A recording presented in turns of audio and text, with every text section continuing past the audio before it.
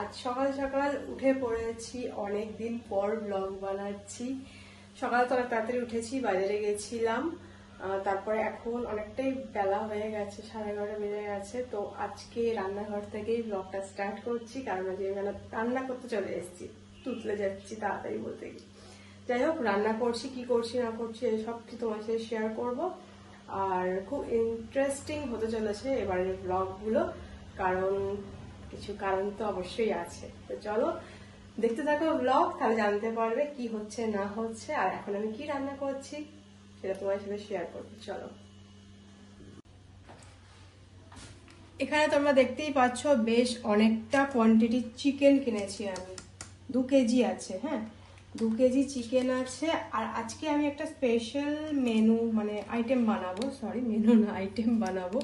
সেটা হচ্ছে স্পেশাল যেটা আজকে বানাবো সেটা হচ্ছে পাটিয়ালা চিকেন। তার জন্য 2 কেজি চিকেনে লাগবে বেশ কিছুটা দই, টক দই। হ্যাঁ, মানে 150-300 গ্রামের মতো দই লাগবে এখন শুধু ম্যারিনেট করতে।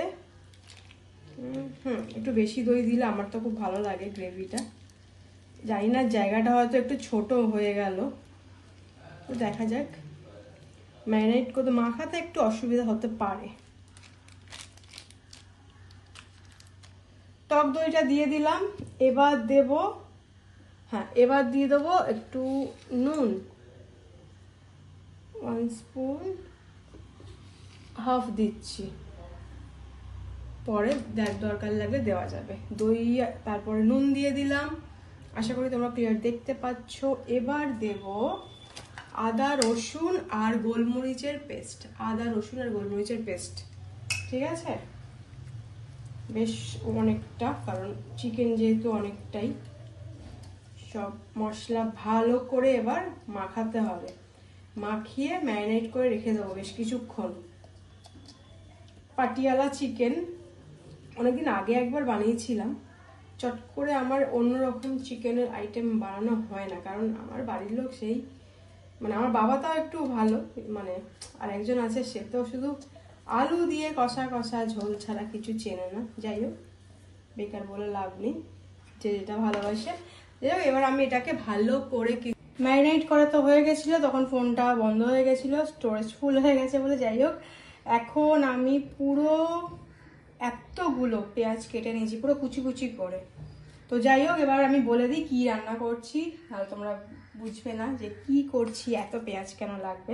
অবশ্যই 2 কেজি চিকেন আছে তো পেঁয়াজ তো লাগবেই। আজকে আমি বানাচ্ছি পাটিয়ালা চিকেন, ঠিক আছে? এবার কড়াইয়ে তেল দিয়ে দিয়েছি বেশ কিছুটা, এটা হোয়াইট অয়েল দিয়ে করবো। আর দিয়ে দেবো গোটা গরম মশলা, এরপর দিতে হবে পেঁয়াজ কুচি। এবার পুরো পেঁয়াজ কুচিটা দিয়ে দেবো আস্তে আস্তে, প্রচুর গরম করে। সুন্দর করে ফ্রাই করতে হবে। এটা ফ্রাই হোক ততক্ষণ আমি কাঁচা লঙ্কা কুচো করে নেব।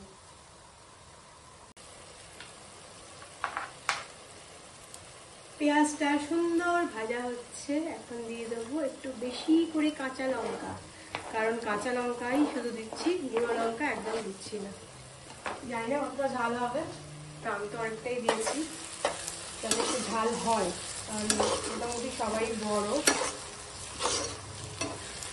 একটু দেবো ভাবছি। লঙ্কাটা দিয়ে একটু ভাজা ভাজা হয়ে কালারটা একটু চেঞ্জ হয়েছে পেঁয়াজের, এখন দিয়ে দেবো টমেটো, বেশ অনেকটা, কারণ চিকেন যেহেতু অনেকটা, টমেটো অনেকটা যাবে। একটু নুন দিয়ে দেবো যাতে টমেটোটা তাড়াতাড়ি গলে যায়।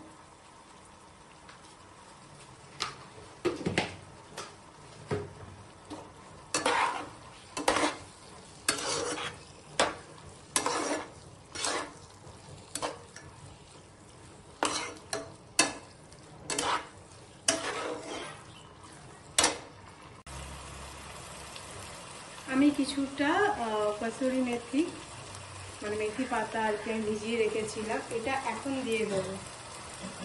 ভিজিয়ে রেখেছিলাম কারণ যাতে কষতে কষতে জ্বলে না যায়, জ্বলে গেলে তো তেতো হয়ে যাবে, তো সেই জন্য এই ব্যবস্থা করা। ভালো করে মিশিয়ে দেবো। এখন থেকে কাস্তুরি মেথি পাতাটা দিলে ফ্লেভারটাও খুব ভালো আসবে আর একদম গ্রেভির সাথে মিশে যাবে পাতাটা।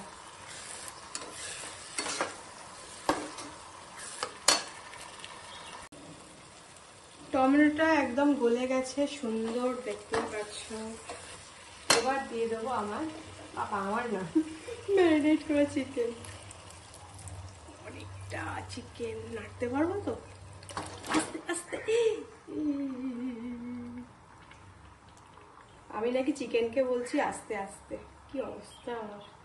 চিকেন আমার কথা শুনবে, তাও গোটা থাকলে জানতো, মানে জানতো। এটা গায়ে গরম, একটু মুছে নি গাটা। এবার আস্তে আস্তে মেশাতে হবে, আর অবশ্যই গ্যাসের ফ্লেমটা কিন্তু কমিয়ে দিতে হবে, যেহেতু দই আছে তো চিকেন, ওই জন্য আস্তে আস্তে। একদম সেম হয়েছে কড়াটা 2 কেজি চিকেনের জন্য।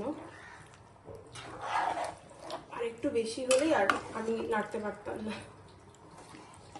অনেকে খুব ছোট ছোট কড়াইতে রান্না করতে পারে, আমি ঠিক পারি না। এটা ভালো করে মেশাতে হবে একদম, তারপরে গ্যাসটা একটু বাড়াতে হবে, গ্যাসের ফ্লেমটা একটু বাড়াতে হবে, আগুনটা।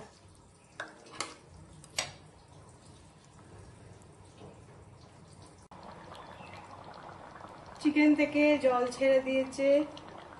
এটা ধনে গুঁড়োটা এবার দিয়ে দেবো, ধনে গুঁড়ো, জিরে গুঁড়ো দিয়ে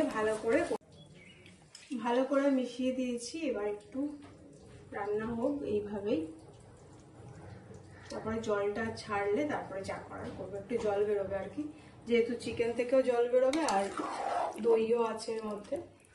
কারেন্টটা অফ হয়ে গেল, কি সমস্যা জীবনে।